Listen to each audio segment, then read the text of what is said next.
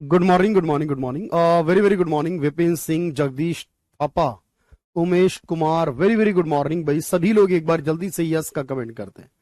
मेरी voice clear आ रही है आप लोगों के पास? सब कुछ बेहतर क्लियर है? अगर शुरुआत करें क्लास की। Vipin, Jagdish, Umesh, Rohan, everyone, very very good morning. चलिए हम अगली क्लास की शुरुआत यानी आज की क्लास की शुरुआत करेंगे, लेकिन उससे पहले आपको लास्ट लेक्चर जो है उसे याद करना होगा। हमने लास्ट लेक्चर में क्या डिस्कस किया था उसको एक बार रिवाइज करेंगे और आज की क्लास को कंटिन्यू करेंगे। और मैं हमेशा एक ही बात कहता हूं, सभी स्टूडेंट से एक बात ये कहता हूं कि पेशेंस रखना बहुत जरूरी है। कई बार जब हम पेशेंस नहीं रखते हैं तो हमेशा परेशानी बढ़ जाती है हमारे लिए।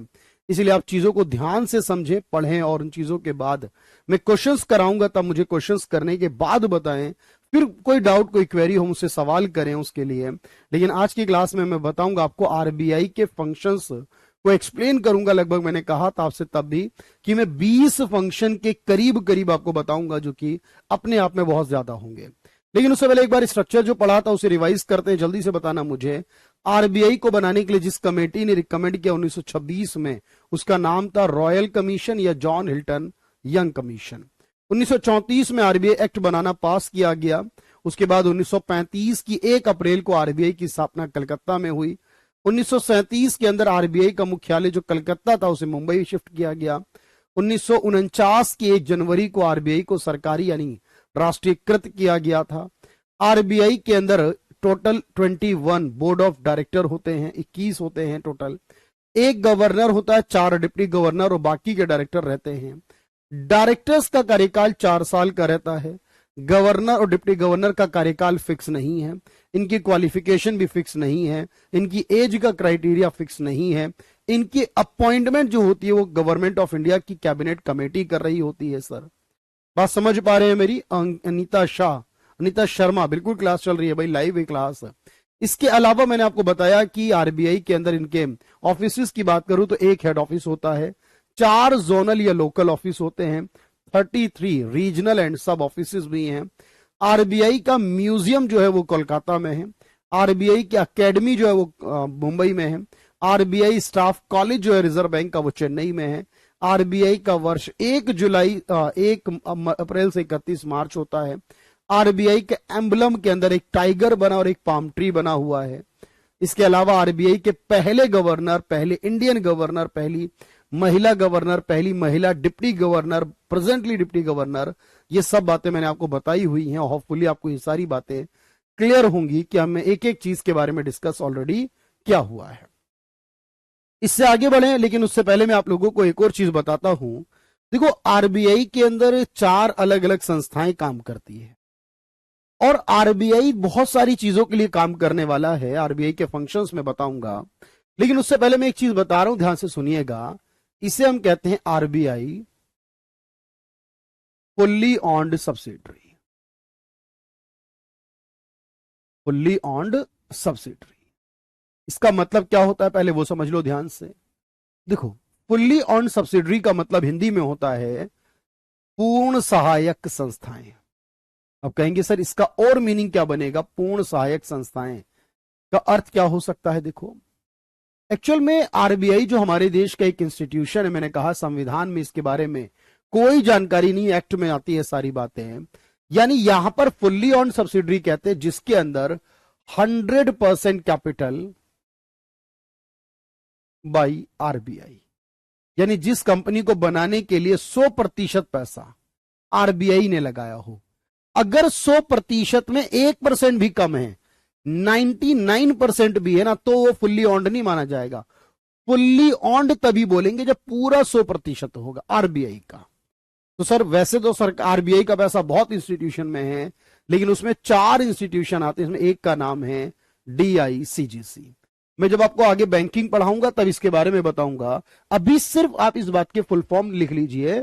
सर डीआईसीजीसी की मतलब क्या है, जब हम आगे पढ़ेंगे तब मिलेगा हमें। Deposit insurance and credit guarantee corporation. Credit guarantee corporation, ये एक संस्था हमारे पास है और इसके नाम से आपको समझ में आ रहा होगा कुछ कुछ कि एक ऐसी संस्था है, मैं आपको यहां बता रहा हूं सिर्फ याद करने के लिए, जो हमारे डिपॉजिट्स का इंश्योरेंस करती है।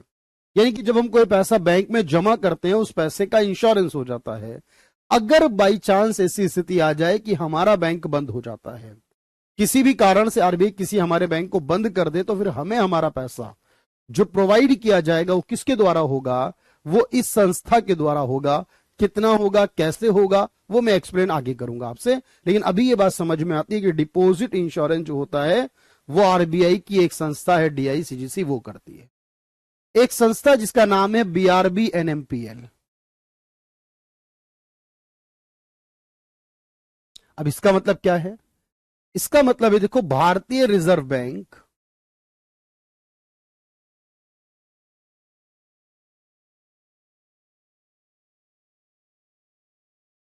नोट मुद्रण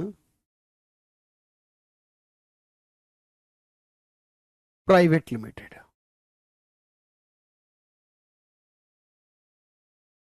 ध्यान से सुनना, अगर आप इस पॉइंट को फोकस करोगे, बिल्कुल कल बजट आएगा, कल को बजट पेश होगा, कल 23 तारीख होगी, बिल्कुल कल बजट आएगा, एक फाइनल बजट कहेंगे आप इसे, क्योंकि बजट जिस साल चुनाव होता है उस साल 2 बार आता है। तो कल बजट आएगा, बिल्कुल हम उसकी चर्चा परसों करेंगे, यानी हम कोशिश करेंगे कि परसों उस पर कुछ वक्त दें, आराम से समझे। तो अगर आप यहां अंडरलाइन करें चीजों को, सर, ये नोट को मुद्रण करने का, यानी नोट बनाने की जिम्मेदारी, भाई हम ये कहते हैं ना आरबीआई नोट बनाता है, तो आरबीआई खुद थोड़ी बनाता होगा, आरबीआई किसी के थ्रू काम करता होगा, किसी को जिम्मेदार बनाया होगा आरबीआई ने, वो ये होता है। और ये पहली संस्था क्या करती है? डिपॉजिट इंश्योरेंस करती है, नाम से समझो अभी। अच्छा, तीसरी बात क्या है? एक संस्था है आरबीआई के अंदर, इसे रैबिट बोला जाता, REBIT। अब ये रैबिट क्या है? इसका मतलब है reserve bank information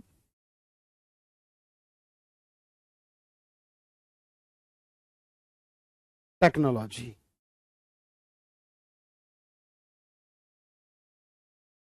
private limited. देखो भाई, अब यहां नाम से क्लियर है सर, जो इंफॉर्मेशन टेक्नोलॉजी है, जिसे आईटी सेक्टर कहते हैं, आरबीआई का जो पूरा आईटी सेक्टर है, इंफॉर्मेशन टेक्नोलॉजी वाला, वो इसके पास है। अब ये मत सोचिएगा कि सर हिंदी में नहीं बता रहे आप, मेरे भाई ये नाम है किसी का, आप इसकी हिंदी भी लिखना चाहो तो लिख सकते हो, लेकिन लिखना पड़ेगा रिजर्व बैंक इंफॉर्मेशन टेक्नोलॉजी, मतलब लिखना यही पड़ेगा। आप हिंदी में लिख लो, कोई दिक्कत नहीं है। अच्छा, एक चौथी संस्था है, चार ही है मैंने कहा, उसे इफ्टास कहते हैं, इंडियन फाइनेंशियल टेक्नोलॉजी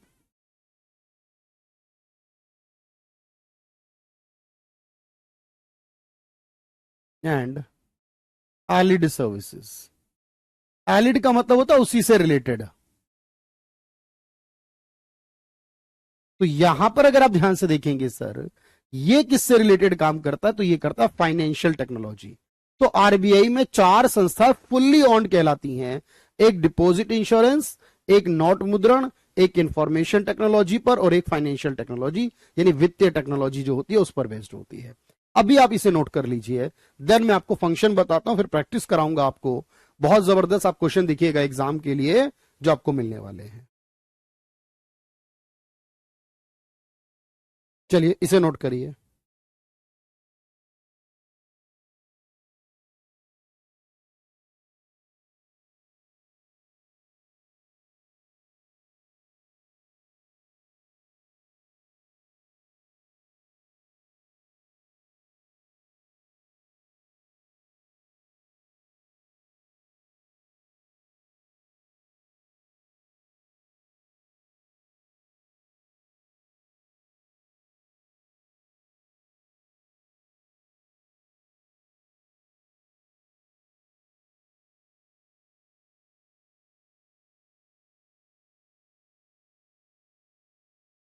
चलिए दोस्त, तो ये बात पूरी तरह से आपको बात समझ में आ चुकी है। अगले पॉइंट पर आते हैं सर। नेक्स्ट पॉइंट क्या कहता है?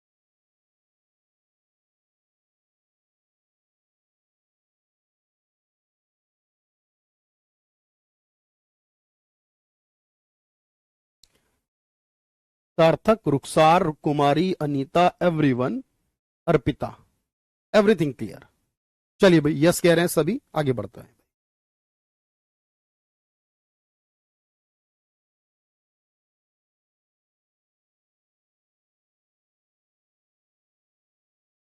चलिए डन है भाई यहां तक। फिलहाल चार नाम को ध्यान से याद रखिएगा। अब मैं आपसे बता रहा हूं आरबीआई क्या क्या काम करता, ध्यान से समझना, बिल्कुल आराम से समझ लो फिर लिखिएगा। देखो मैंने आपसे कहा जितने भी देश में बैंक हैं और उसके अलावा जितने भी फाइनेंशियल इंस्टीट्यूशन हैं, क्योंकि अगर आपको ऐसा फील हो रहा है कि आरबीआई सिर्फ बैंकों को चलाता है, मैं आपको आगे बताऊंगा आरबीआई के बाद मनी और बैंकिंग ही पढ़ाऊंगा मैं आपको, तो याद रखना हमारे देश में बहुत सारे नॉन बैंकिंग फाइनेंशियल इंस्टीट्यूट भी होते हैं, ऐसे संस्थान जो फाइनेंस तो करते हैं पर बैंक कैटेगरी में नहीं आते। अब उनका क्या होगा? जो फाइनेंशियल इंस्टीट्यूट हैं, मैंने कहा सारे, चाहे बैंक बने चाहे बैंक ना बने, यानी सारे फाइनेंशियल इंस्टीट्यूट को RBI regulate to banking and financial institution. तो चाहे बैंक हो या फाइनेंशियल इंस्टीट्यूशन हो,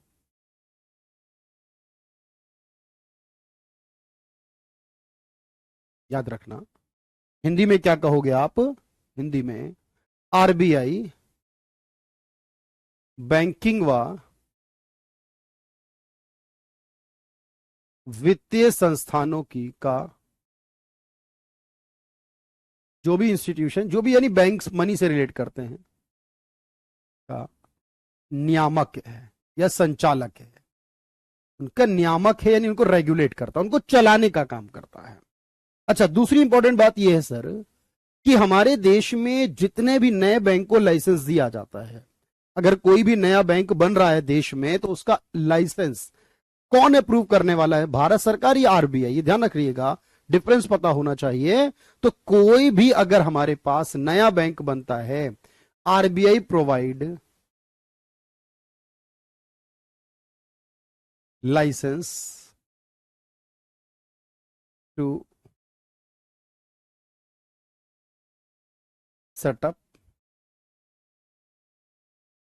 अ बैंक,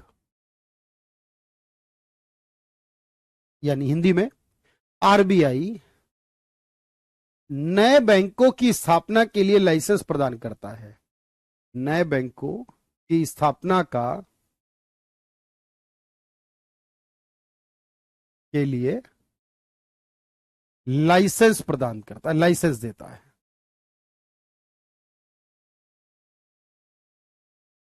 करता है।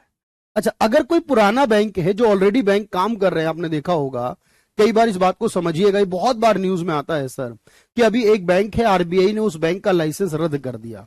मैं कोशिश करूंगा वक्त मिला तो मैं उन बैंकों के नाम बताऊं जिनको 2024 में आरबीआई ने लाइसेंस को रद्द किया है, कोशिश करेंगे उस पर बात करें। लेकिन अगर किसी बैंक का लाइसेंस रद्द करना हो तो यह जिम्मेदारी भारत सरकार की नहीं है, आरबीआई की है। आरबीआई में कैंसिल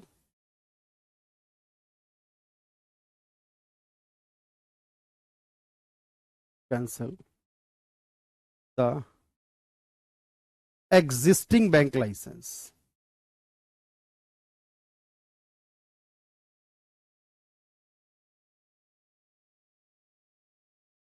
यानी जो चल रहे बैंक है उनकी बात मैं कर रहा हूं। आरबीआई मौजूदा बैंकों के लाइसेंस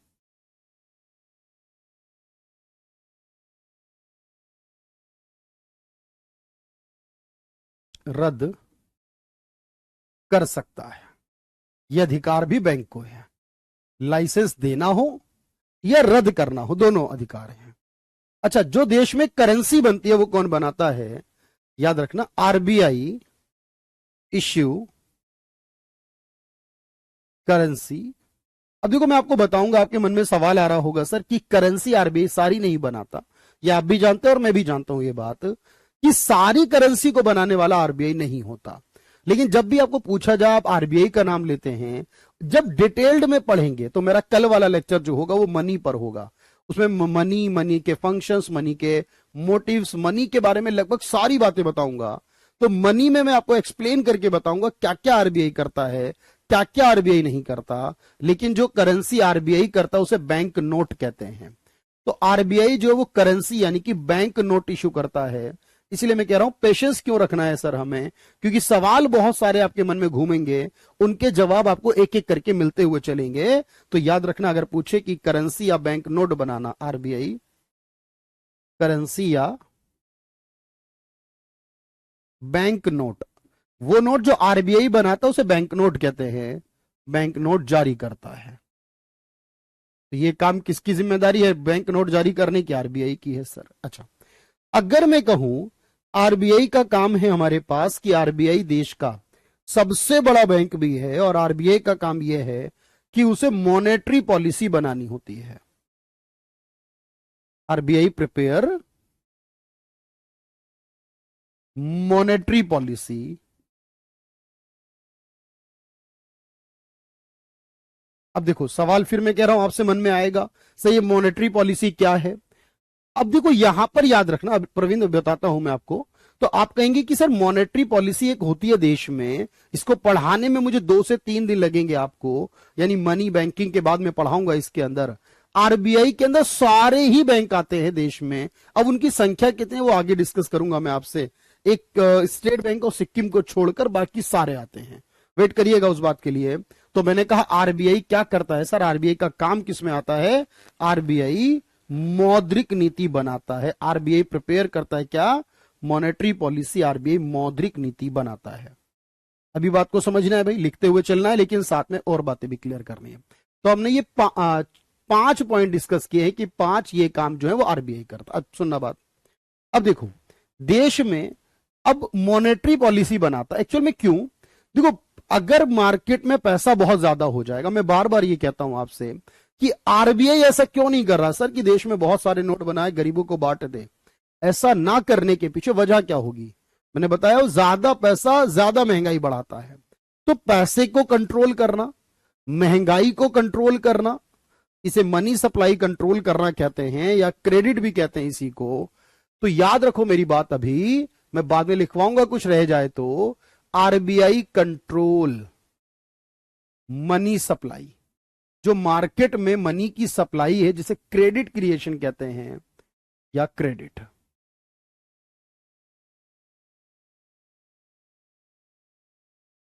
आरबीआई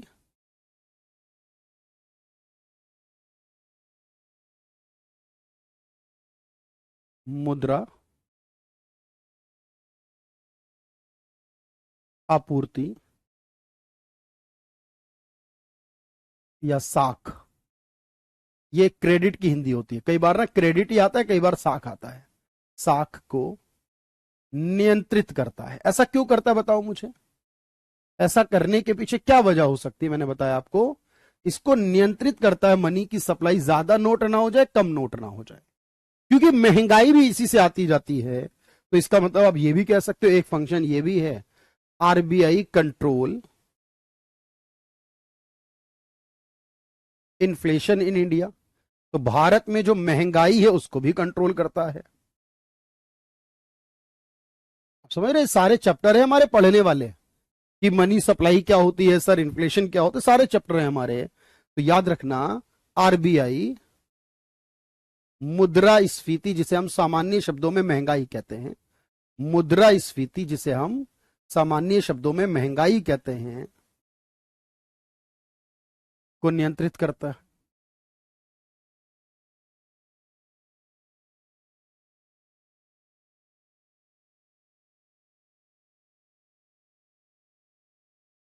ठीक है। अच्छा, अगर मैं कहूं यहां पर कि अगर ये सवाल आता है कि हमारे देश के अंदर जितने भी बैंक हैं उन सब का हेड कौन है, तो RBI is known as bankers bank. RBI बैंकों का बैंक है। आरबीआई किसका बैंक है? बैंकों का, बैंकर्स बैंक है। बात को समझना, आरबीआई बैंकों का बैंक है।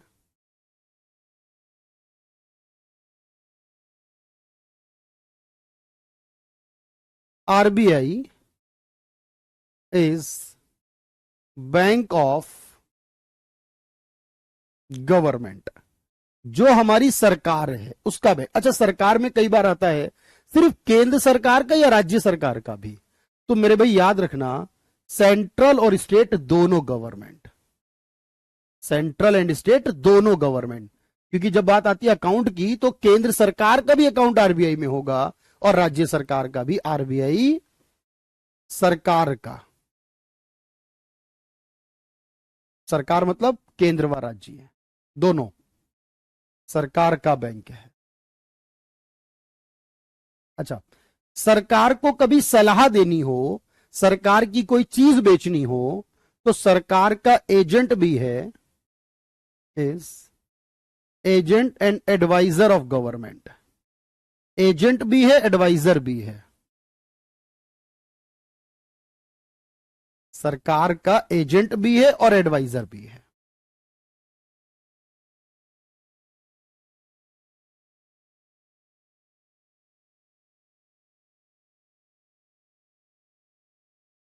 एजेंट भी है और सरकार को सलाह देता है, इसलिए मैंने आपको बताया आरबीआई को सलाहकारी संस्था कहते हैं। तो एजेंट भी है और सलाहकार भी है, एडवाइजर भी है। अच्छा, आरबीआई जो है भारत का जितना विदेशी भंडार है वो सारा, देखो हर देश के पास विदेशी पैसा होता है ताकि अमेरिका से कुछ खरीदना है, जापान, फ्रांस, रशिया से कुछ खरीदना है। RBI manage foreign reserve of India. जितना भारत का विदेशी भंडार है, ये भी पढ़ाऊंगा मैं, एक टॉपिक है ये भी, फॉरेन रिजर्व में क्या क्या आता है, रिजर्व ऑफ इंडिया। तो भारत का जितना विदेशी भंडार है, आरबीआई भारत के विदेशी भंडार का प्रबंधक है। विदेशी भंडार जो भी होगा उन सब का प्रबंधक होगा।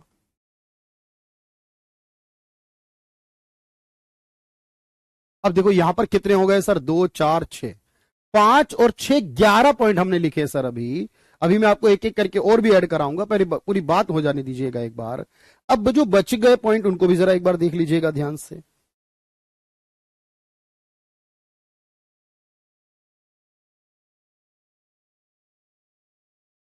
देखिए भाई,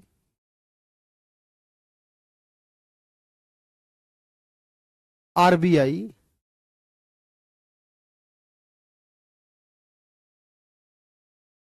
is central and apex bank of India. अगर ये पूछे इंडिया का सेंट्रल बैंक कौन सा है और एपेक्स बैंक कौन सा है,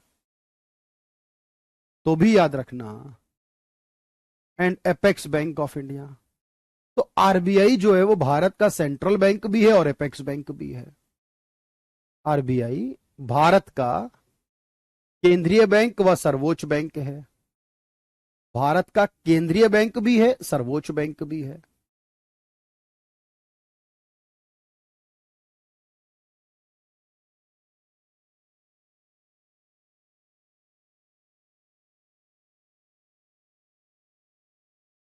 अच्छा, आरबीआई जो है एक बाजार होता है जो अभी मैं पढ़ाऊंगा आपको, शेयर बाजार में रेगुलेट टू मनी मार्केट।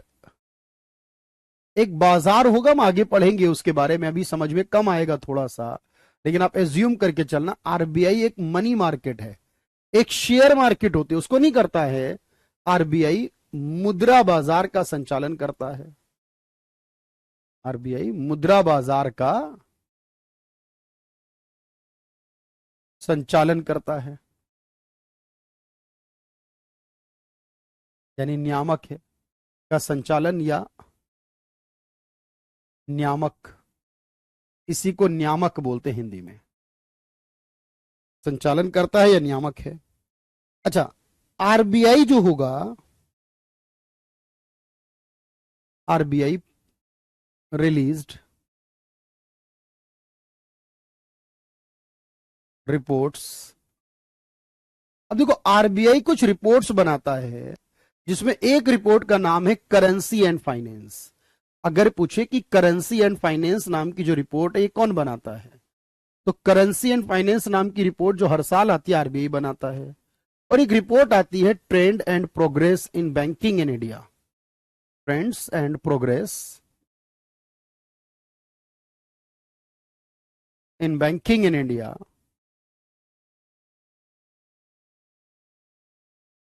इस नाम की रिपोर्ट हर साल कौन लाता है? तो भी आप कहोगे आरबीआई लाता है। तो ये दो ऐसी रिपोर्ट है जिनको आरबीआई बनाता है। अच्छा, आरबीआई जो है, एक सवाल ये भी आता है कि आरबीआई जो होगा बेसिक तौर पर हमारा, उसको क्या कहा जाएगा सर?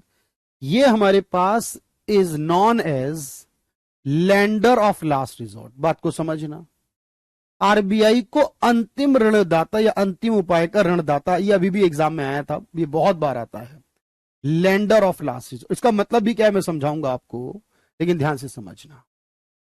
जब बैंक संकट में होगा, सिर्फ बैंक की मैं बात कर रहा हूं, बैंक को संकट से बाहर कौन निकालेगा आप मुझे बताओ? आरबीआई को अंतिम उपाय का ऋणदाता कहा जाता है।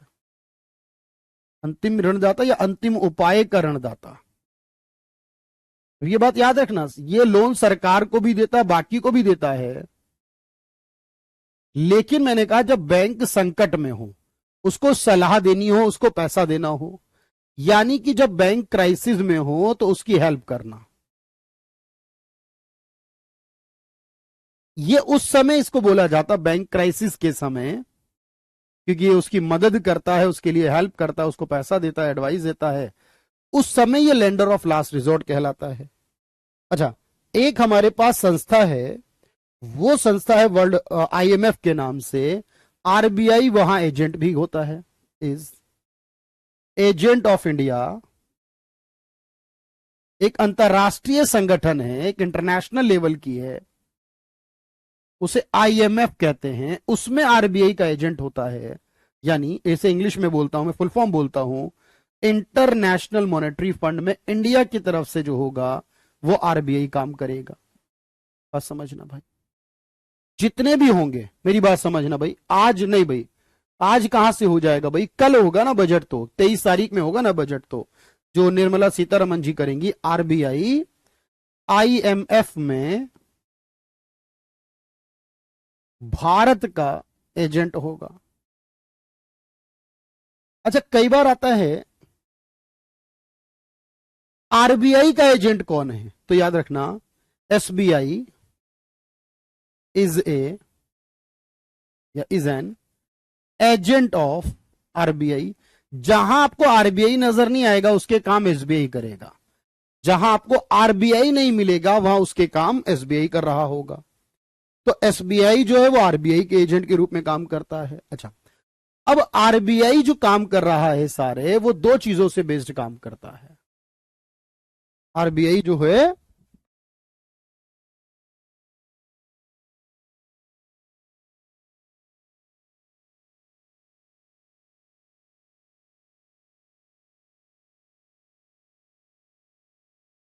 चलिए अब एक आखिरी बात, एक लास्ट बात, इकोनॉमिक सर्वे नहीं होगा इस बार प्रवीण। इकोनॉमिक सर्वे तो फरवरी में भी नहीं हुआ था, फरवरी वाले में भी नहीं हुआ था, सरकार फाइनल बजट में नहीं लाती, वो जनवरी में ही आता, इस बार आया ही नहीं था। इस बार इकोनॉमिक सर्वे आया। शिवानी श्रीवास्तव, गुरु पूर्णिमा की शुभकामनाएं, थैंक यू। चलिए कोई बात नहीं, बिलेटेड है बट कोई बात नहीं, आपने याद रखा, ये बड़ी बात है। चलिए भाई, आप सभी का शुक्रिया। चलिए अब एक आखिरी बात, आरबीआई जब काम करेगा, आरबीआई जब भी काम करेगा, आरबीआई वर्क, देखो आरबीआई या पूरा बैंकिंग प्रणाली जो है ना हमारा, वो दो सिस्टम पे काम करती है, वो आपको मैं आगे बताऊंगा। चलिए अब मेरे भाई एक बात समझिएगा कि सर इस पर बेस्ड सवाल हमारे पास होंगे। अब मैंने हमेशा ये कहा है कि देखो आप जो कुछ पढ़ते हो उससे ज्यादा इंपॉर्टेंट ये है कि आप उसके ऊपर बेस्ड सवालों को करो, ताकि सवाल करने से आपको ये पता चले कि एग्जाम में जो पूछा जा रहा है वो किस स्टैंडर्ड का होगा। मैं अभी आपको एक क्वेश्चन दिखा रहा हूं मात्र, फिर मुझे बताना कि आपको कितनी बात समझ में आई, कितनी बात समझ में नहीं आई, और फिर आप मुझे आंसर करना। इसमें देखो कभी कुछ गलत मिलता है, कभी कुछ सही मिलता है, चार ऑप्शन है, इनमें से कोई आंसर होना है, अपना दिमाग लगाओ और आंसर बताओ।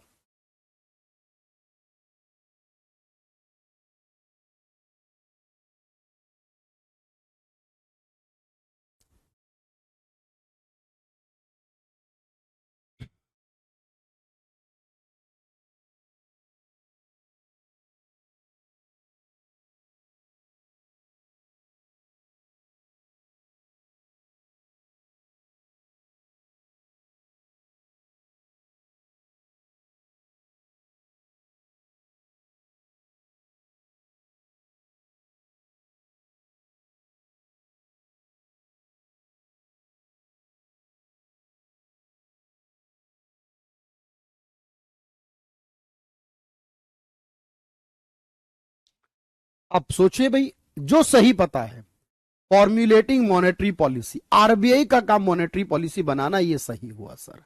यानी मतलब नंबर 3 होना चाहिए। नंबर 3 है, नंबर 3 है। अगर यहां नंबर 3 नहीं तो ये नहीं हो सकता। Acting as agent of government in respect of India's membership in IMF, ये भी सही है।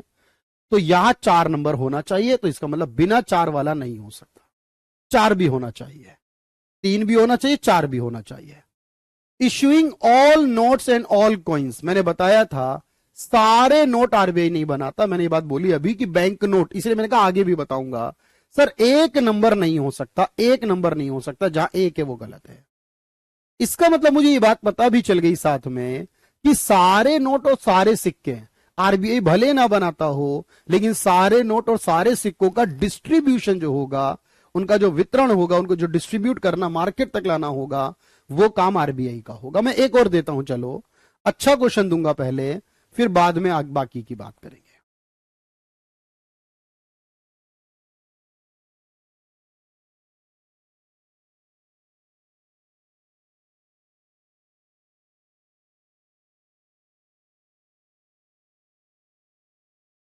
इस सवाल को पहले पढ़ ले परवीन, थैंक यू। आप बताएं भाई, बिल्कुल फोकस होना चाहिए आंसर करने से पहले, ये सोचकर कि गलत हुआ तो नुकसान होगा, ये दिमाग में बात होनी चाहिए कि गलत हुआ तो नुकसान हो जाएगा।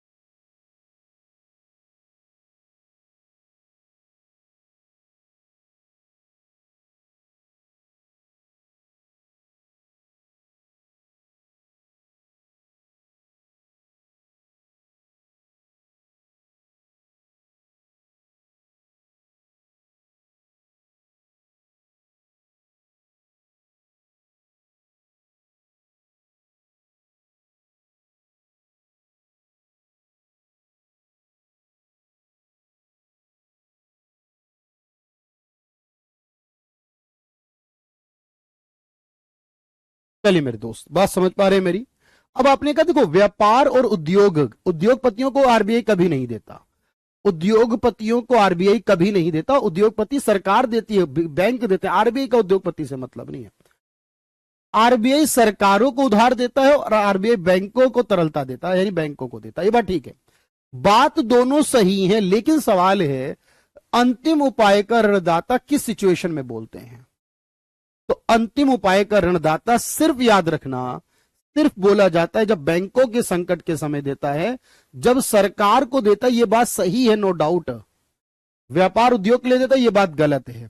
सरकार को देता है, यह बात सही है, लेकिन स्पेसिफिकली पूछ रहा है कि ये ऋणदाता कब माना जाता है। जब वो ऋणदाता मानते हैं तब हम ये कहते हैं कि वो बैंक को संकट से निकालता है, इसलिए मानते हैं। बात समझना।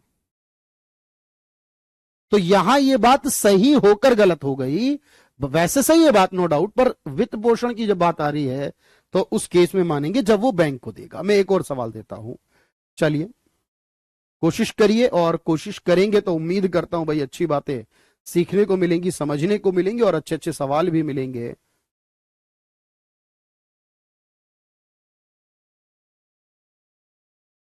और ये एक भी सवाल ऐसा नहीं है देखो जो मैंने अपने पास से बनाया है, ये किसी ना किसी एग्जाम में पूछा हुआ है। आप जरा इस क्वेश्चन को पढ़ो और बताओ क्या सही है इसमें से। It is controller of money supply, RBI जो है वो कंट्रोलर है मनी सप्लाई का,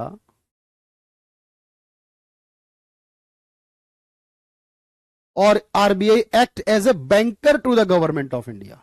अब आपने कहा सर ये दोनों बातें सही हैं, मनी सप्लाई कंट्रोलर भी है और ये गवर्नमेंट ऑफ इंडिया के लिए काम भी करता है। बोथ 1 and 2, एक भी सही दो भी सही, बोथ करेक्ट है, दोनों करेक्ट है भाई। एक नंबर भी करेक्ट है, दो नंबर भी करेक्ट है, कोई दिक्कत नहीं है।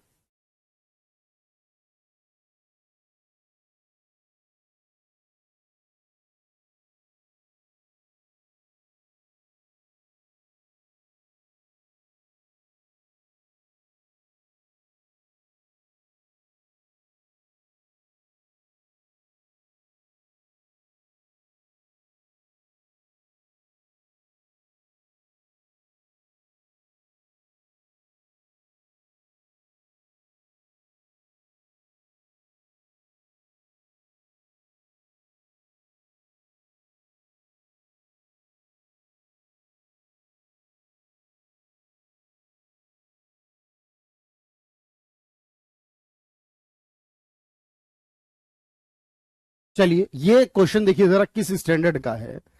चार स्टेटमेंट,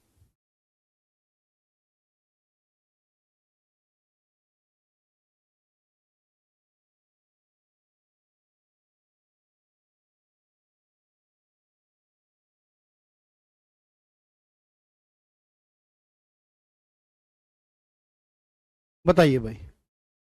सोचिए समझिए, कई बार लगता है कि सर देखो, जहां आप 100% कॉन्फिडेंट हो वहां तो आप छोड़ नहीं सकते, जहां आप 100% कॉन्फिडेंट हो वहां नहीं छोड़ सकते। Banker to the central government, ठीक है, फॉर्मुलेट करता monetary policy, acting as agent. अब देखो ये सवाल कहीं का है, घुमा के कहीं डाल दिया गया, और इसका मतलब है सर एक दो तीन, एक दो तीन, और इसका मतलब है फिर ऑल ही होगा सर, क्योंकि चार भी हो जाएगा।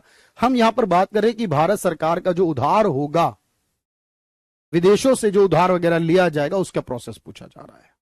क्वेश्चन नंबर 24 है, ये केंद्र सरकार का बैंक नहीं है क्या? आपने कहा प्रवीण 24 का, अगर आप डी कह रहे हो, 3 और 4 कह रहे हो, तो ये बताओ ये दो गलत है क्या? तो एक नंबर गलत है क्या? सर एक नंबर ठीक है, 2 नंबर ठीक है, 3 नंबर ठीक है, 4 नंबर ठीक है। तो 1 2 3 तो 100% कॉन्फिडेंट के साथ आप ठीक कह रहे थे भाई, इसलिए मैंने कहा।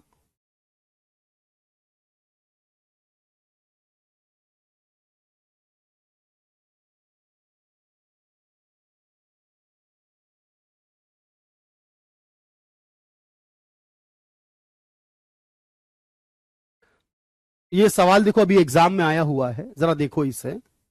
ये एग्जाम में आया हुआ सवाल, जरा ध्यान से देखो और मुझे बताओ क्या लगता है आपको इसके बारे में।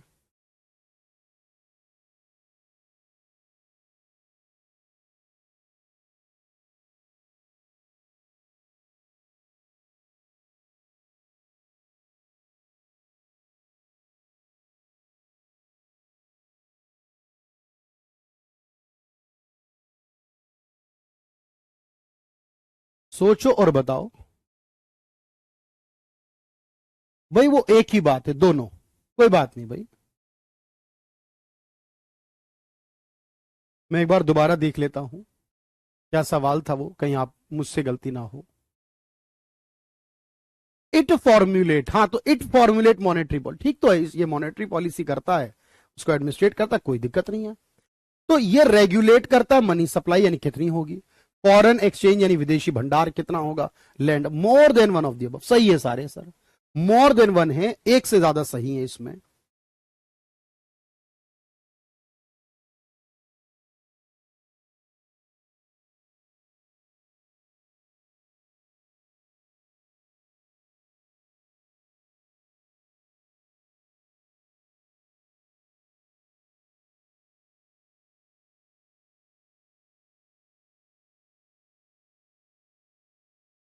कौन बनाता है report and trend and progress of banking in India नामक रिपोर्ट कौन बनाता है? इस नाम की रिपोर्ट को किसके द्वारा लाया जाता है?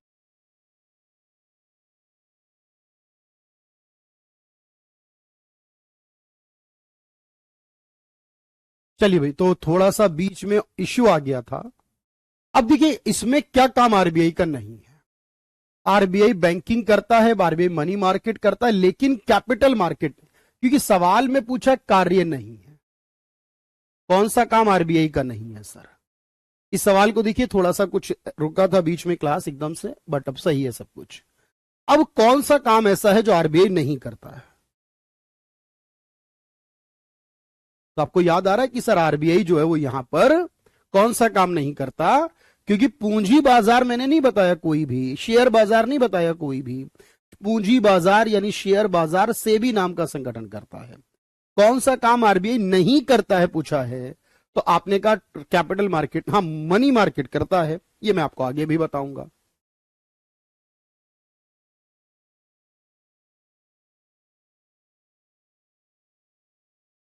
चलिए वो एक बार हुई थी भाई इश्यू, अब बताइए मुझे। सर नाबार्ड नाम की कोई संस्था नहीं है ऐसी जो आरबीआई करता है। पहली महिला, पहली डिप्टी महिला आरबीआई का चिन्ह वगैरह मैंने आपको बता दिया।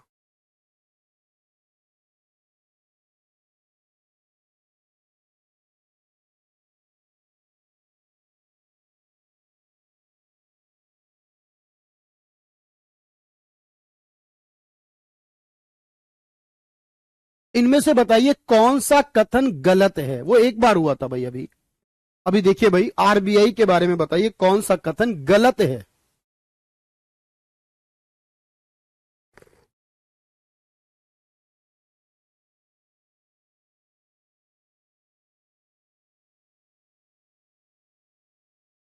देखिए बात को समझिए।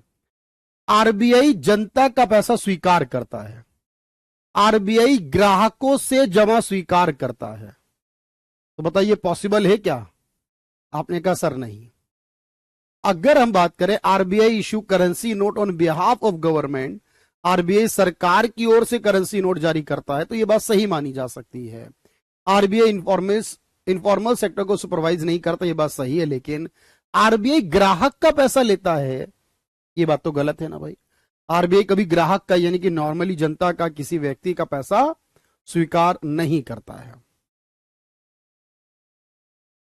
भारत में जो क्रेडिट के सोर्सेज है, जो भी उधार का पैसा जाता है, क्रेडिट है, मनी की सप्लाई है, इसके सारे सोर्सेज किसके द्वारा सुपरवाइज्ड होते हैं? भारत में जितने भी फाइनेंस या क्रेडिट है उसके सारे सोर्सेज जो हैं वो कौन करता होगा? आप कहोगे सर आरबीआई करेगा, सारी मनी की सप्लाई वगैरह का काम आरबीआई के द्वारा होगा। इसी को अंतिम उपाय का ऋणदाता कहा जाता है।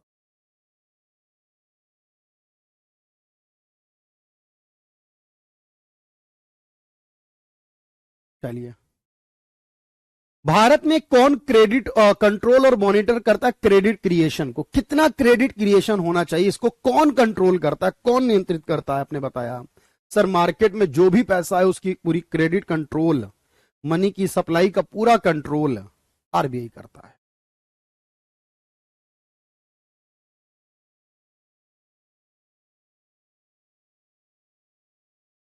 ये एक पॉइंट मैं आपको अभी बताऊंगा इस बारे में, लेकिन अब मैं आपको लिखवाना शुरू कर रहा हूं। आप इस छोटे छोटे पॉइंट को देखेंगे सर, और इतने छोटे छोटे हैं लेकिन अच्छे सवाल हैं ये अपने आप में, कि कौन सा काम किस बैंक का होगा या नहीं होगा, इनमें कौन सा काम ऐसा है जो केंद्रीय बैंक के द्वारा होता है। इस क्वेश्चन को देख के पढ़िए और बताइए, आराम से सोचिए क्या हो सकता है सर।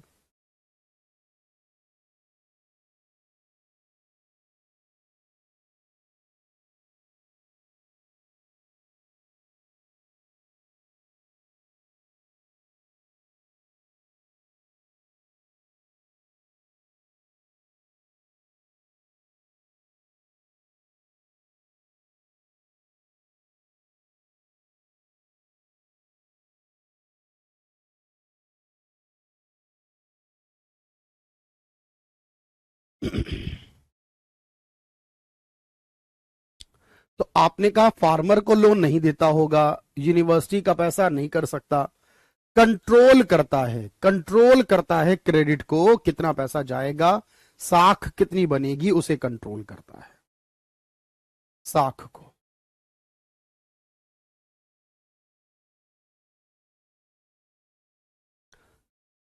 करेंसी एंड फाइनेंस नाम की रिपोर्ट कौन जारी करता है? ये तो पता ही आरबीआई करता है सर। करेंसी एंड फाइनेंस नाम की रिपोर्ट को आरबीआई करता है।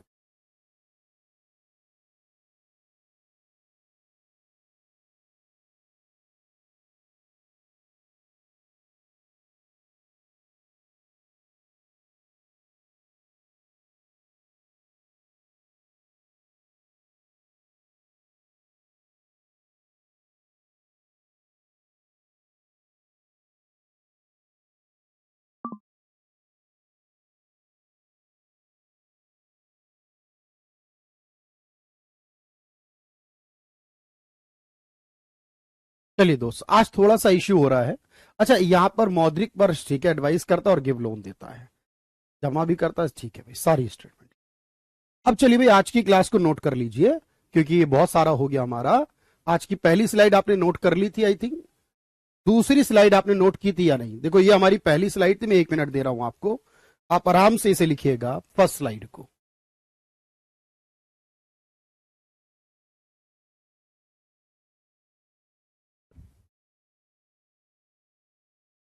पहली स्लाइड को नोट कर ले भाई, थोड़ा सा इश्यू आ रहा है बार बार, तो हम जल्दी से इसको पूरा कर लेते हैं, पहले इसको नोट कर लीजिए। आप चाहें तो पीडीएफ भी मिलेगी, उससे भी नोट कर सकते हैं, कोई दिक्कत नहीं है, लेकिन आपको एक एक सवाल मुझे ये बताना पहले ईमानदारी से, पूरी ईमानदारी से बात बताना कि क्वेश्चंस जो आपने किए उनका स्टैंडर्ड आपको खुद रियलाइज हुआ होगा। क्वेश्चन में घुमाया गया है, लैंग्वेज को बहुत चेंज किया गया, और ये सारे एग्जाम में आए हुए क्वेश्चन हैं। मैं इसीलिए कह रहा हूं वक्त लगेगा, लेकिन उसके लिए आपको पेशेंस रखते हुए आगे बढ़ना है। मैं कल भी कुछ नया सिखाऊंगा आपको। एक बार यस का कमेंट कर दें एंड देन मुझे बता दें कि किस तरह की क्वालिटी है भाई, समझ में आ रही है या नहीं।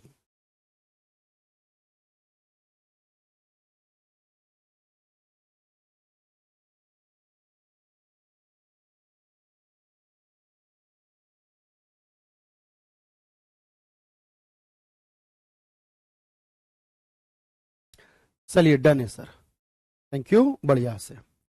स्लाइड नेक्स्ट जो है उसे डन करिएगा। इसे डन करिए, वैसे मैंने लिखवा दिया है सबको। इसे एक बार फिर भी आप चाहें तो और लिख सकते हैं भाई।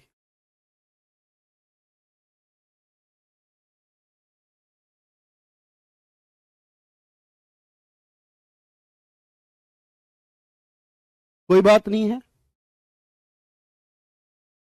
कोई बात नहीं भाई।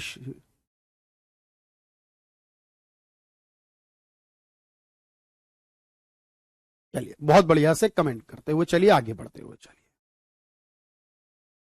सारी बात समझ में आ रही है ना? नए बैंक को बनाना हो, पुराने बैंक का लाइसेंस रद्द करना हो, करेंसी नोट बनाना हो, यानी प्रिपेयर करना हो, मॉनेटरी पॉलिसी बनानी हो, तो ये सारे काम बात समझ में आती है सर। मनी सप्लाई करनी हो, महंगाई कंट्रोल करनी हो, बैंकों का बैंक हो, सरकार का बैंक हो, सरकार का एजेंट एडवाइजर हो, सरकार के विदेशी भंडार को रखना हो, ये सब आरबीआई करने वाला। ये आज की तीसरी स्लाइड, नोट कर ले भाई। आज की तीसरी स्लाइड है, इसे नोट कर ले।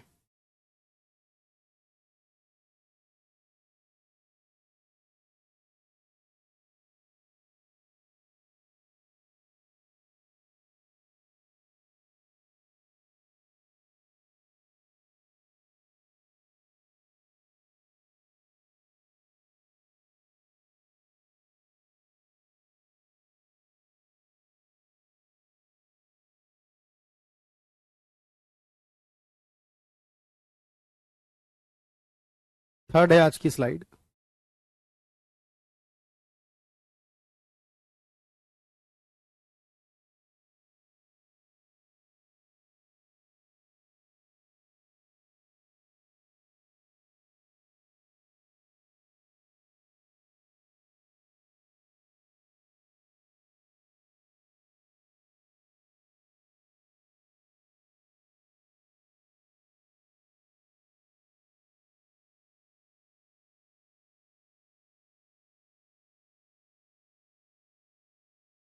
चलिए भाई, तो उम्मीद है कि बात समझ में आ गई यहां तक। एक लास्ट बात और है।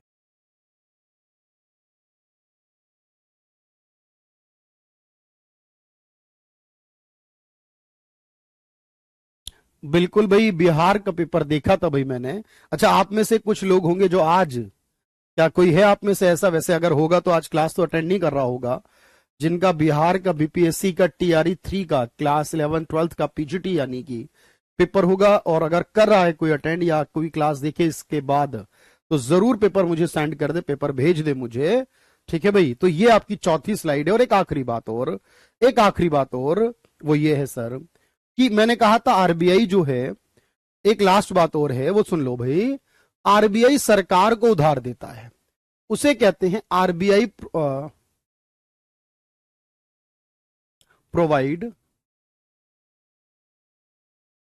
Loan to government.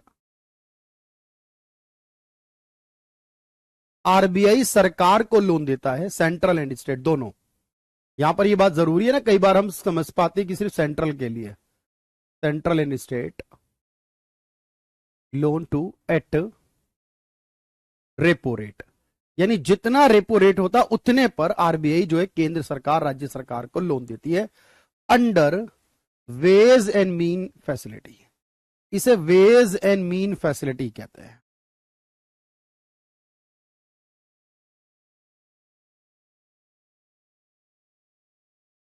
बात समझना, आरबीआई हिंदी में लिख रहा हूं, समझना। रेपो दर पर, रेपो दर पर सरकार, केंद्र व राज्य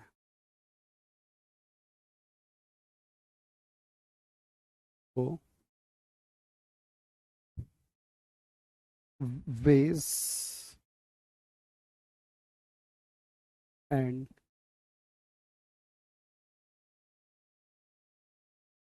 मीन फैसिलिटी के तहत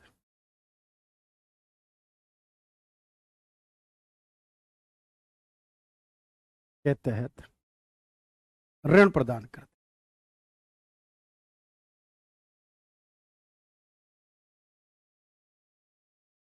तो एक फैसिलिटी है जिसके तहत आरबीआई जो है वो प्रोवाइड करती है केंद्र और राज्य सरकार को पैसा जब उनको जरूरत होती है सर।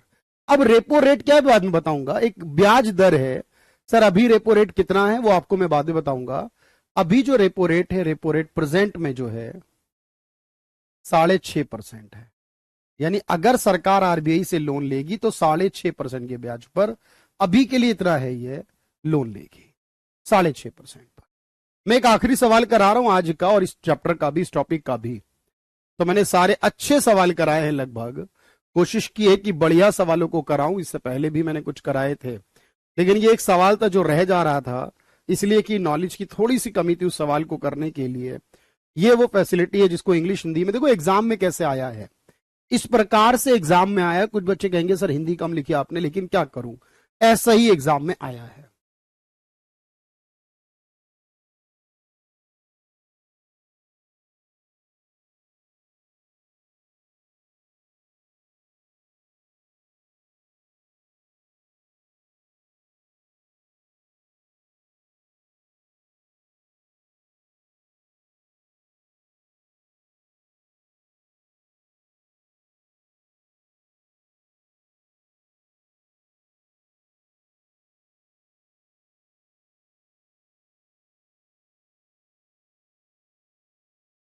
तो देखो, ये केंद्र और राज्य दोनों के लिए होती है। ये जब सरकार को बेमेल हो जाए, यानी प्राप्ति और नगद में बीच में डिफरेंस आ जाए, मिसमैच हो जाए, तो उस समय पैसा चाहिए जो पूरा करने के लिए वो, और इसका ब्याज हमेशा रेपो रेट जितना हो, इसका ब्याज हमेशा रेपो रेट जितना हो।